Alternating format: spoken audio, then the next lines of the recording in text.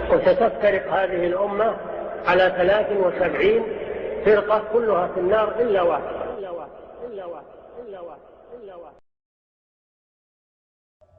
قال النبي صلى الله عليه وسلم: افترقت اليهود إلى 71 فرقة، وافترقت النصارى إلى 72 فرقة، وستفترق هذه الأمة إلى 73 فرقة كلها في النار إلا واحدة. قالوا: من هي يا رسول الله؟ قال: من كان على ما أنا عليه وأصحابي. Le prophète sallallahu alayhi wa sallam a dit dans le hadith authentique: les juifs se sont divisés en 71 groupes et les chrétiens se sont divisés en 72 groupes, et cette communauté, la communauté musulmane c'est-à-dire, et cette communauté se divisera en 73 groupes. Tous iront en enfer sauf un. Ils ont dit: quel est-il, ô messager d'Allah? Il a répondu: celui qui est sur le même chemin que moi et mes compagnons. فأما الذين يؤمنون بهذا الحديث وهو حديث صحيح فهم يبثونه في الناس ويحذرون المسلمين من الهلاك ويهتفون بهم إلى ما كان عليه رسول الله صلى الله عليه وسلم وأصحابه. Quant à ceux qui croient à ce hadith, qui est un hadith authentique, donc ceux qui croient à ce hadith, ils le propagent chez les gens et ils mettent en garde les musulmans contre l'égarement et la perdition, et ils les appellent à ce sur quoi était le prophète sallallahu alayhi wa sallam ainsi que ses compagnons. وأما أهل الأهواء فإنهم يتأولون هذا الحديث. Quant aux gens de la passion, certes, ils interprètent ce hadith à leur manière. وإما يدعون أنه ضعيف, ou alors ils prétendent que c'est un hadith faible. Ils prétendent que c'est un hadith faible. لماذا? Pourquoi? لأنه يبين ما عندهم من الضلال ويشهد عليهم بالهلاك. Pourquoi? Parce qu'ils prouvent, parce qu'ils montrent ce qu'ils ont comme égarement, et ils témoignent de leur perdition. ولكنهم مصالح في هذا التفرق. Mais ils ont des intérêts. Dans cette division. لهم أتباع يحتفون بهم ويشيدون بمكانتهم. Ils ont des gens qui les suivent. Ils ont des gens qui les suivent et qui s'accrochent à eux et qui les élèvent. Ils ont des gens qui les suivent, qui s'accrochent à eux et qui les élèvent. فحفاظا على هذه المكانة وعلى المصالح المادية ينكرون هذا الحديث ليبقى لهم جاههم. Donc pour préserver leur place et leurs intérêts, ils réfutent ce hadith. Ils nient ce hadith. Pourquoi? Pour que leur réputation reste toujours, ou alors s'ils ne le rendent pas faible, s'ils ne disent pas que c'est un hadith faible, ils l'interprètent ils l'interprètent pour qu'ils puissent rester sur l'égarement dans lequel ils sont, et pour que ce hadith ne soit pas clair pour les gens, de telle sorte que quoi qu'ils seront démasqués. Et que les gens après vont leur dire, les jeunes vont leur dire: où êtes-vous par rapport à cette secte sauvée? Et pourquoi vous vous entêtez dans l'égarement? وَلِمَاذَا تَكُونُونَ مِنْ هَذِهِ الْفِرَقِ الْهَالِكَةِ. Et pourquoi vous faites partie de ces sectes égarées. فيأتون بمثل تلك التأويلات وبمثل تلك التحايلات حتى تبقى غالبية الأمة سادرة في غيها بعيدة عن منهج الله. Donc il ramène ce genre d'interprétation et ce genre de ruse pour que la majorité de la communauté reste enfoncée dans l'égarement, loin de la voie d'Allah. لأن هؤلاء دعاة الضلال لا يعيشون إلا في الظلام لا يعيشون إلا في دوامة المغالطات. Car ces gens-là sont des prêcheurs à l'égarement. Ils ne vivent que dans les ténèbres et ils ne vivent que dans la ruse.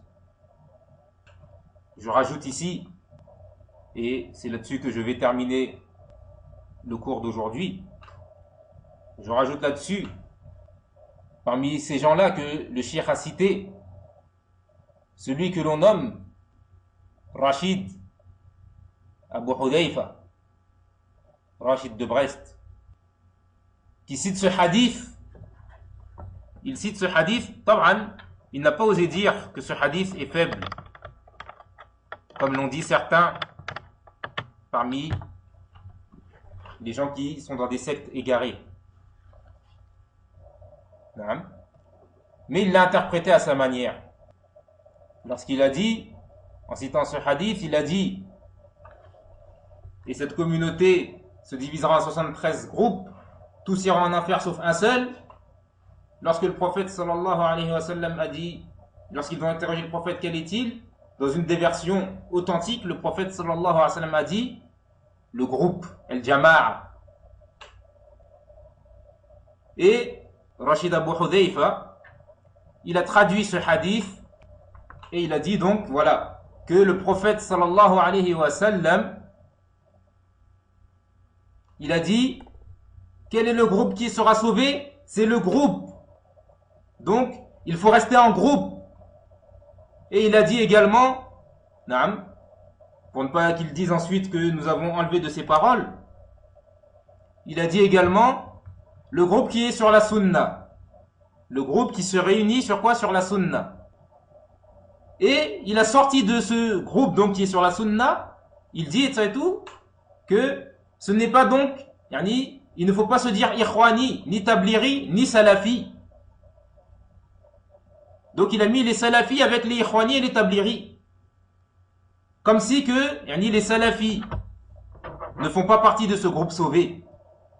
Comme si que les salafis, ceux qui suivent les salafs, et les salafs ce sont les compagnons du prophète sallallahu alayhi wa sallam, et ceux qui les ont suivis parmi les meilleures générations.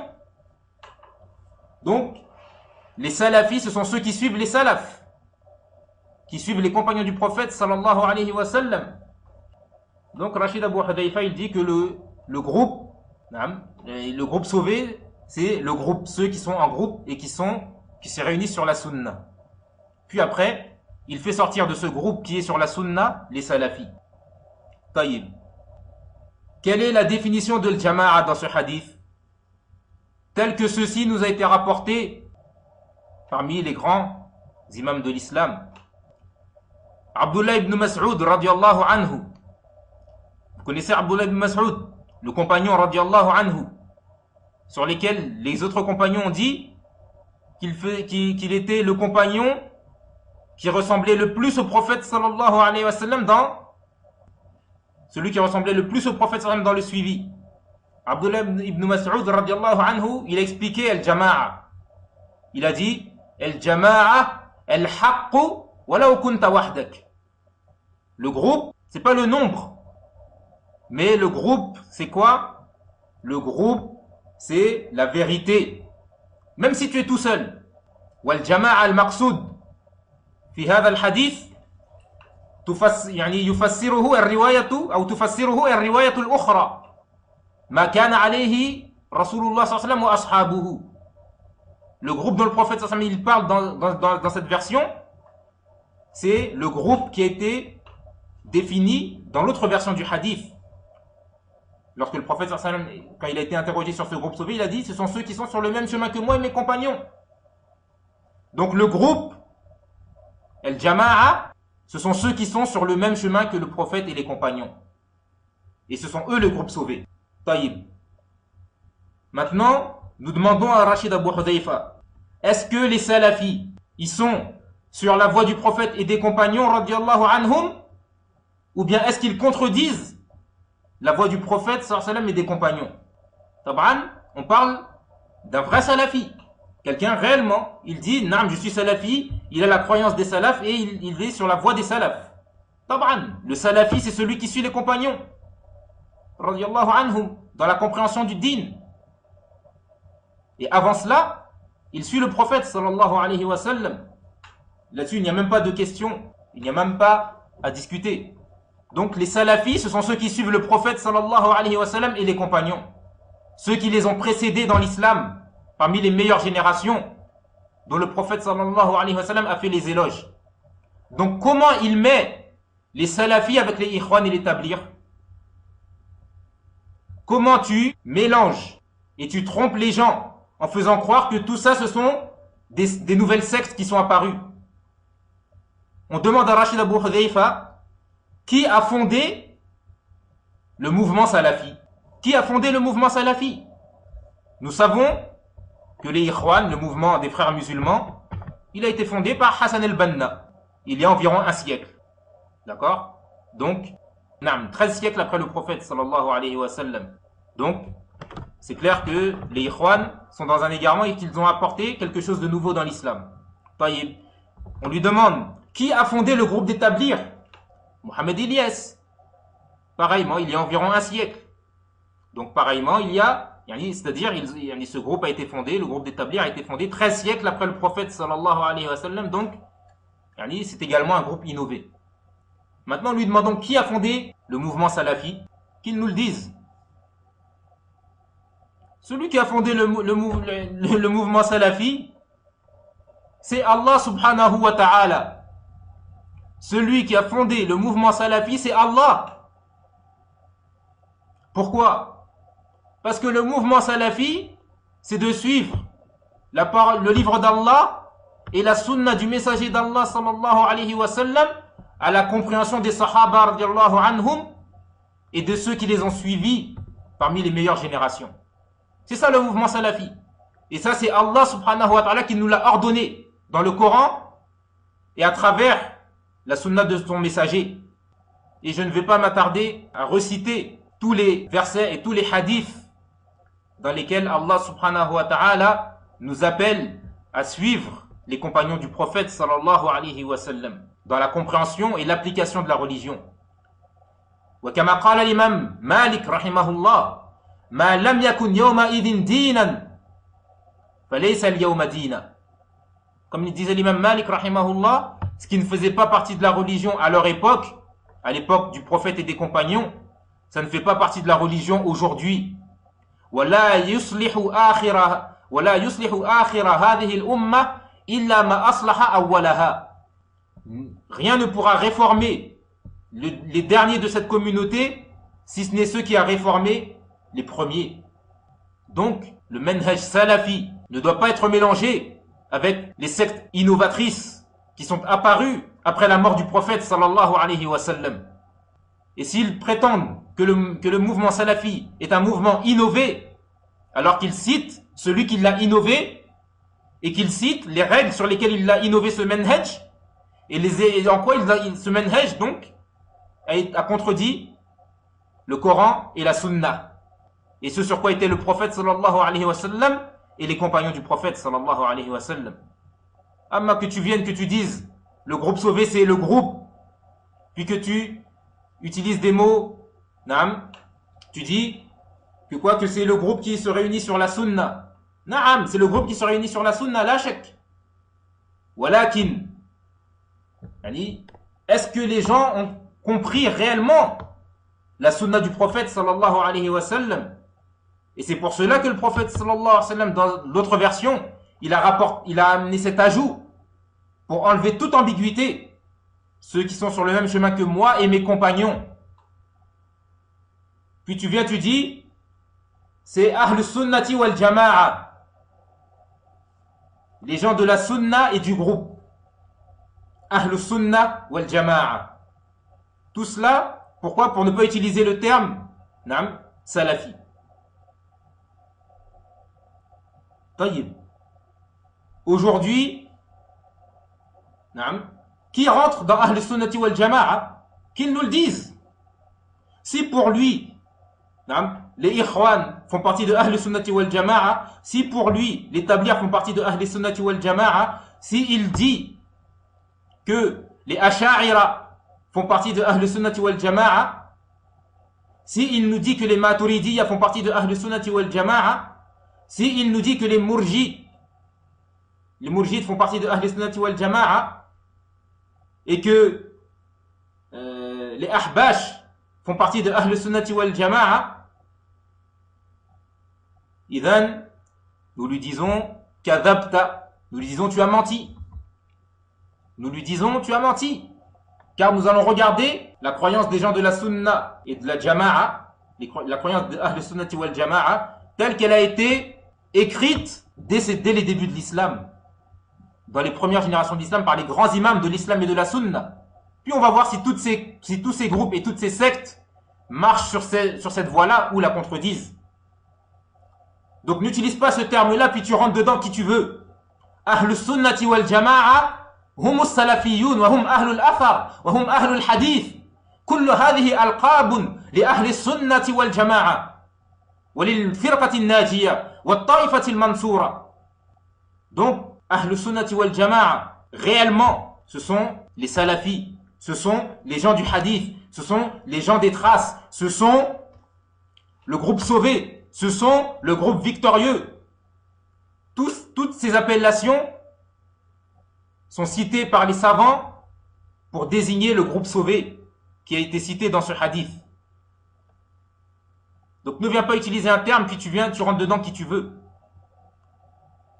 Ahl Sunnati wal Jama'a, nous regardons qui est en accord avec la croyance de Ahl Sunnati wal Jama'a et la méthodologie de Ahl Sunnati wal Jama'a telle qu'elle a été écrite dans les livres de référence dans Aqidat Ahl Sunnati wal Jama'a. Et bi'idhnillahi ta'ala, car il y a ce Rashid Abu Hudayfa, mais il y en a d'autres qui eux se disent salafis et qui ramènent des méthodologies qui contredisent la méthodologie des gens de la Sunna, la méthodologie des salafs. Donc, bi'idhnillahi ta'ala, nous essayerons de prendre un livre de référence, bil asanid, avec les chaînes de transmission. Un livre de référence avec les chaînes de transmission, qui sera donc un livre de référence dans le dogme et dans la croyance, dans la aqidah des gens de la Sunna et de la Jama'a. Et nous lirons certains passages et nous verrons qui est en accord avec cela aujourd'hui parmi les gens de notre époque.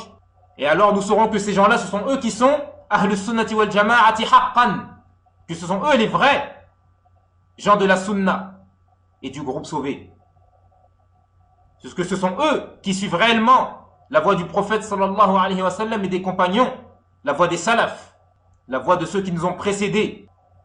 Et nous verrons qui c'est qui contredit ce qui a été inscrit dans ces livres de référence que les imams de l'islam et de la Sunna ont écrit, afin que la Sunna reste préservée.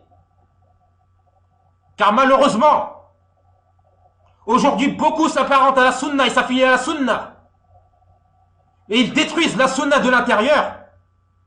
Et ils perturbent les gens de la Sunna, ceux qui recherchent la Sunna. Wal'iyadhu billah.